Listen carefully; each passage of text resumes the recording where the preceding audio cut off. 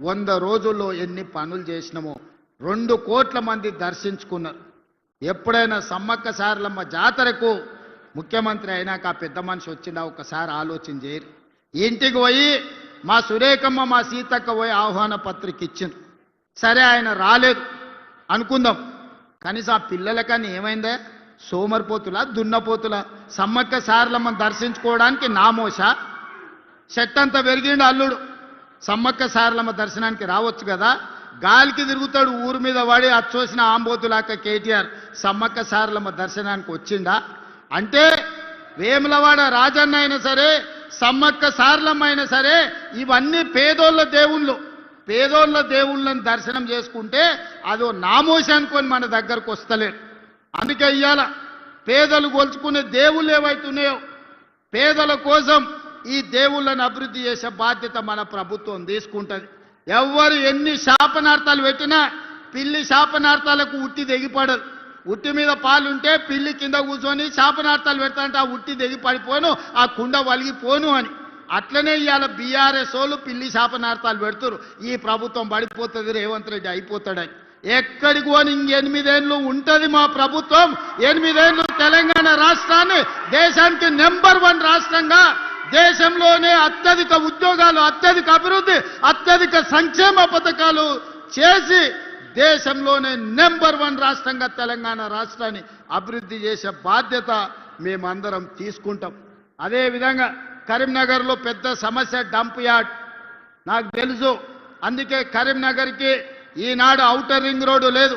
హైదరాబాద్ అభివృద్ధి చెందడానికి ప్రధానమైన కారణం ఔటర్ రింగ్ రోడ్డు, అంతర్జాతీయ ఎయిర్పోర్ట్. అందుకే ఇవాళ కరీంనగర్కి ఔటర్ రింగ్ రోడ్డుతో పాటు వరంగల్ కూడా ఔటర్ రింగ్ రోడ్డు ఇచ్చి వరంగల్లో ఎయిర్పోర్టును అభివృద్ధి చేసి ఈ రెండింటిని కలుపుతాం. జంట నగరాలలాగా కరీంనగర్ను వరంగల్ని అభివృద్ధి చేసి ఈ రెండింటి మధ్యలో ఒక పెద్ద డంపింగ్ యార్డ్ తీసుకొచ్చి అక్కడ విద్యుత్తు ఉత్పత్తి చేసి ఒక దేశానికి ఆదర్శంగా ఉండే మున్సిపల్ కార్పొరేషన్స్గా వరంగల్ అండ్ కరీంనగర్ని తీర్చిదిద్దుతాం. ఎవరు ఎన్ని అడ్డంకులు కల్పించినా ఎన్ని రంకెలేసినా బీజేపీ వాళ్ళు సిల్లి గవ్వ తేరు. మోడీ ముందల నిలబడి అడిగే ధైర్యం నాదే? మా ఈడ బండి గుండు బాగానే మాట్లాడతారు ఈడ మైకుల ముందల, కానీ మోడీ ముందల వీళ్ళకి నిలబడి అడిగే ధైర్యం ఉందా? మోడీ నుంచి చిల్లి గవ్వ తెచ్చే ధైర్యం ఉందా?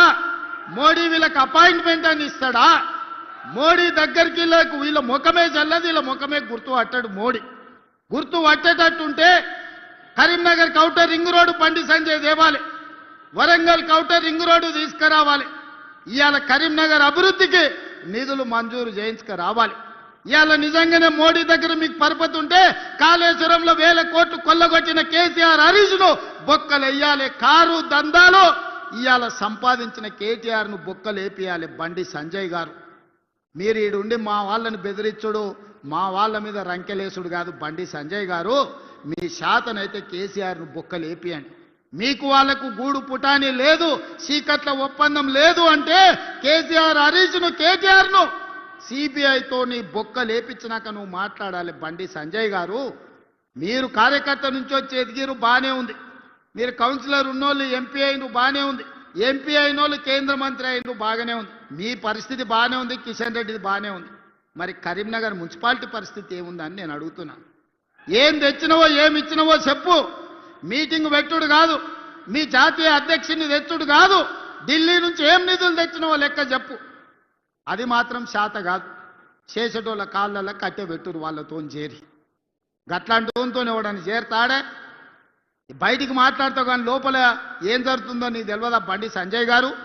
మీ నాయకత్వం కేసీఆర్ కేటీఆర్తో ఎట్లా కలిసిపోయినో మీకు తెలియదా? మీ కిషన్ రెడ్డి ఎప్పుడైనా హైదరాబాద్లో వాళ్ళకు వ్యతిరేకంగా మాట్లాడిండా? మీ కిషన్ రెడ్డికి నోరನ್ನು తెరిసే ధైర్యం ఉందా కేసీఆర్కు కేటీఆర్కు వ్యతిరేకంగా? బండి సంజయ్ గారు మీకు కనిపిస్తలేదా మీ నాయకులు ఎవరెంబడి తిరుగుతుర్రో?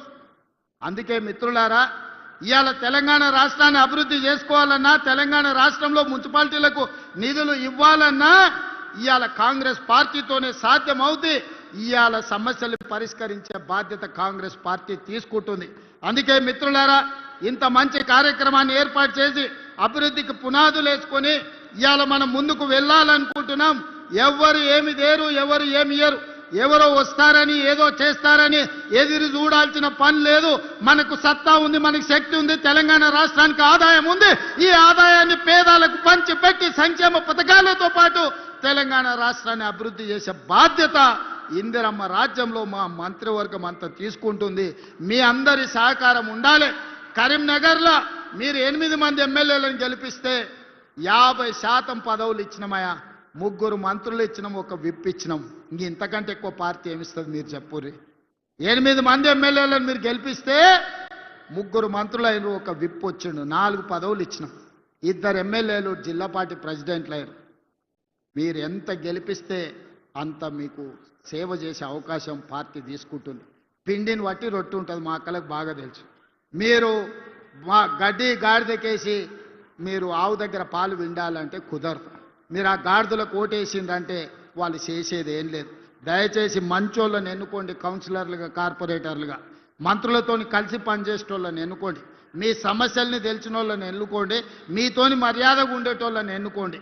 మున్సిపల్ మంత్రిగా మీకు నిధులు ఇచ్చే బాధ్యత నాది. మళ్ళీ కరీంనగర్ మున్సిపల్ కార్పొరేషన్కు వస్తా, కరీంనగర్ కార్పొరేషన్ అభివృద్ధి చేస్తా. ఎట్టి పరిస్థితుల కరీంనగర్ గడ్డ మీద కాంగ్రెస్ పార్టీ జెండా ఎగరాలి. ఎగరడానికి మీ అందరి సహకారం ఉండాలి. మీరందరు సిద్ధమేనా? చొప్పదండితో పాటు కరీంనగర్ 15 మున్సిపాలిటీలు గెలిపించడానికి సిద్ధమేనా? సిద్ధమేనా? సిద్ధమేనా? సిద్ధమేనా? సిద్ధమా అక్క?